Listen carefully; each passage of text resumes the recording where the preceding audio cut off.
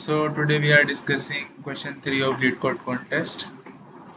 So the question is, you are given two strings word 1 and word 2. A string x is called valid if x can be rearranged to have word 2 as a prefix. Return the total number of valid substrings of word 1.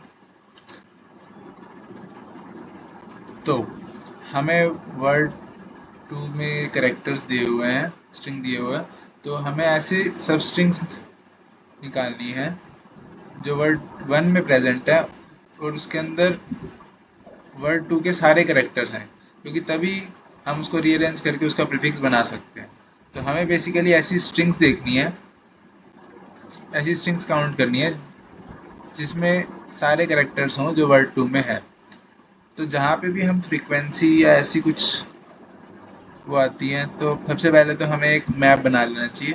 तो जब हमें word 2 का जो characters है उसको उसके frequency को बारी बारी चेक करना है, तो हम उस टाइम के लिए एक मैप बना लेंगे वर्ड 2 का।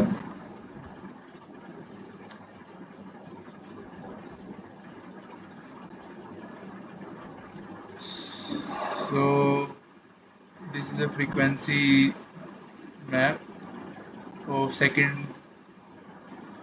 word 2. तो अगर हम फर्स्ट इसको ड्राई रन करें, जो फर्स्ट ये है, तो अगर हम मैप में स्टोर करेंगे तो ए की वैल्यू A1 है, B1 है और C भी 1 है। तो ये अभी तक हमने वो किया है कि हमने मैप बना लिया।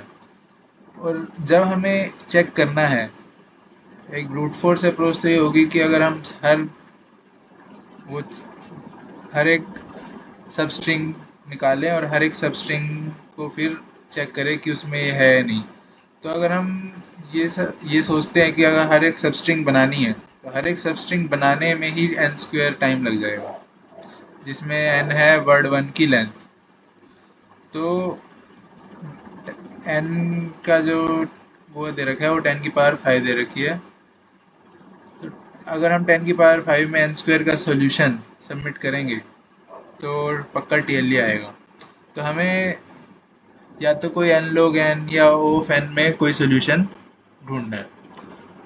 तो एक हम ये सोच सकते हैं कि 2 पॉइंटर अप्रोच, जिसमें हम 2 पॉइंटर्स इधर फर्स्ट इंडेक्स पे रखेंगे और चेक करते जाएंगे और एक विंडो बनाएंगे और उस विंडो में चेक करेंगे, और अगर वो विंडो सेटिस्फाई होती है तो हम उसको आंसर में ऐड कर लेंगे, उतनी स्ट्रिंग्स को लास्ट में आंसर रिटर्न कर देंगे।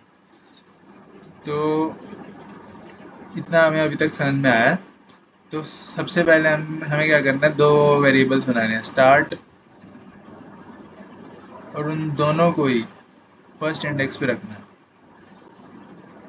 अब हमें क्या करना है, चेक करते जाना है, एंड को बढ़ाते जाना है, और एंड को बढ़ाते जाना है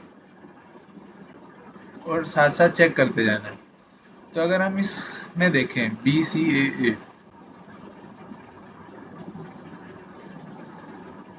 BCCA और वर्ड 2 है ABC। अब हमने यहाँ पे स्टार्ट भी है और एंड भी है। अब हमने क्या किया, एक मैप लिया और मैप में ये एंड से उसके अंदर कैरेक्टर स्टोर करने लगे। स्टोर किया, बी की जो वैल्यू है वो 1 आ गई, बी की जो फ्रीक्वेंसी है वो 1 स्टोर कर ली। फिर हमने एंड को आगे बढ़ाया, एंड आ गया यहाँ पे, तो सी पे आया तो हमने सी को स्टोर कर लिया, सी जो है सी भी 1 है। अब फिर एंड आया इस सी पे, फिर हमने सी की फ्रिक्वेंसी ऐड करी तो सी की फ्रिक्वेंसी होगी 2। अब हम ये साथ साथ चेक करते जा रहे हैं कि जो ऊपर वाला वर्ड 2 की जो मैप है, वो उसमें ये जो सारे करेक्टर्स हैं वो हैं या नहीं, और उनकी जो फ्रीक्वेंसी है वो भी या तो इक्वल या उससे ज़्यादा होनी चाहिए। तो अभी तक ये नहीं है, क्योंकि उसमें वर्ड 2 वाले जो मैप है उसके अंदर एक एक करेक्टर्स हैं और इसमें एक एक करेक्टर एक भी नहीं है।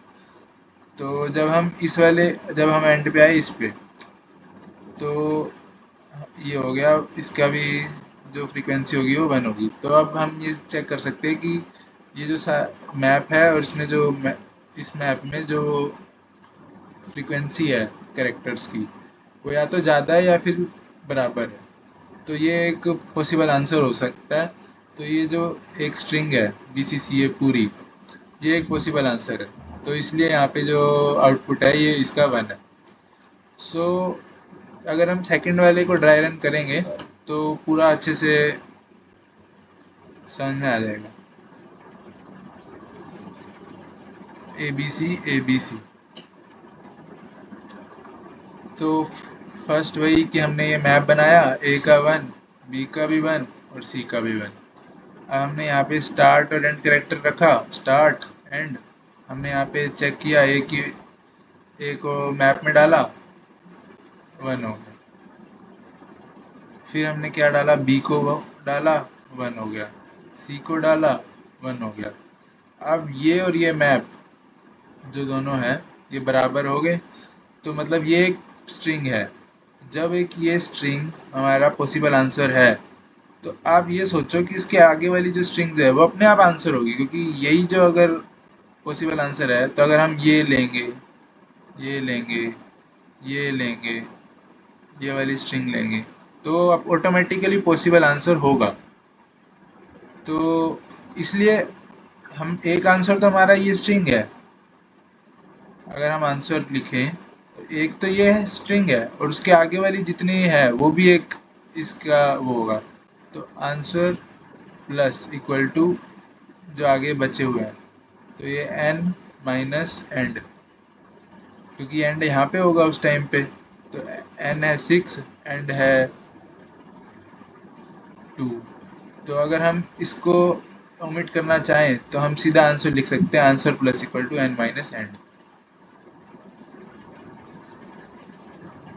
तो बेसिकली यही एक वो है, तो और हमें बस हर उस पर चेक करना है। तो I am showing you the code of this particular question. So